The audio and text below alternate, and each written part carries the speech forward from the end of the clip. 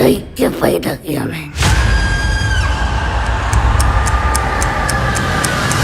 একটি বৃষ্টির দিন একটি হাস্যজল পরিবারের শোকের ছায়ার কারণ। সিরিজটা কয়দিন আগে একজনের রিকমেন্ডে দেখেছিলাম। সিরিজটা শেষ করার পর অনেকক্ষণ মনটা ভারী হয়েছিল। গল্পটি মূলত একটি সত্য ঘটনার উপরে ব্যাচ করে নির্মাণ করা হয়েছে 1978 সালের দিল্লির একটি কুখ্যাত এবং রোমহর্ষক সত্য ঘটনাকে কেন্দ্র করে, যা ভারতের ইতিহাসে রঙ্গাবিল্লা কেস, গীতা চোপড়া ও সঞ্জয় চোপড়া হত্যাকাণ্ড নামে পরিচিত। 1978 সালের এক বৃষ্টির দিনে সুমান এবং সাহিল নামের দুই ভাই বোন এক অপরিচিত ব্যক্তির গাড়িতে লিফট নেয়। এরপর সেদিন তারা আর বাড়ি ফেরে না। ঘটনাটি তদন্তের দায়িত্ব পান সাব ইন্সপেক্টর জয়প্রকাশ আলী ফজল। নিখোঁজ মামলার তদন্ত করতে গিয়ে কিভাবে এটি একটি বিভৎস হত্যাকাণ্ড এবং দেশব্যাপী অপরাধী খোঁজার অভিযানের রূপ নেয় তাই এই সিরিজের মাধ্যমে দেখানো হয়েছে। সিরিজটা একটু স্লোবান, প্রথম 2-3 এপিসোড একটু স্লো ছিল।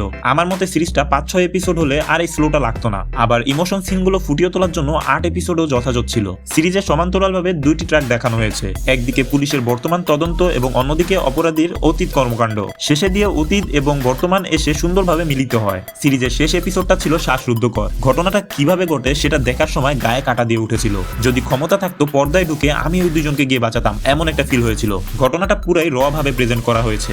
আলী ফজল আমার পছন্দের একজন অভিনেতা, মূলত তার জন্যই সিরিজটা আরো আগ্রহ নিয়ে দেখতে বসেছিলাম। একজন তরুণ পুলিশ অফিসারের চরিত্রে তিনি দারুণ অভিনয় করেছেন। অপরাধীর চেয়ে সবসময় একধাপ পিছিয়ে থাকার যে বেদনা, হতাশা এবং সমাজের এই কদর্য রূপ দেখার পর তার ভেতরে যেই মানসিক ভাঙ্গন তিনি নিখুঁতভাবে ফুটিয়ে তুলেছেন। সোনালী বেন্দ্রে এবং আমির বশির তারা দুজনও সন্তানহারা মা বাবার চরিত্রে অসাধারণ অভিনয় করেছেন। তাদের নিখুঁত অভিনয় দেখে আমারই চোখ ভিজে যাচ্ছিল একটু পরপর। আর ভাই বোনের চরিত্রে যে দুজন অভিনয় করেছেন তারাও নিখুঁত অভিনয় করেছে। যদিও তাদের স্ক্রিন টাইম কম ছিল, বাট শেষের এপিসোড পুরাই রিয়েলিস্টিক পারফরমেন্স ছিল। আকাশ মাখিজা এবং রমনদীপ যাদব এই দুজনের ব্যাপারে আলাদা করে বলতেই হয়।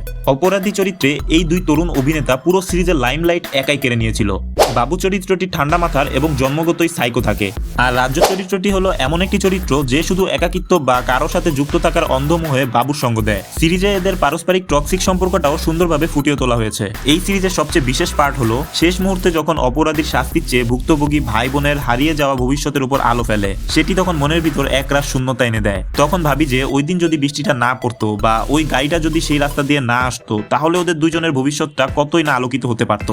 সবশেষে এতটুকুই বলবো, যারা ট্রমা নিতে পারেন না তারা এই সিরিজটা থেকে বিরত থাকুন, আর যারা এরকম গল্প পছন্দ করেন তারা দেখতে পারেন।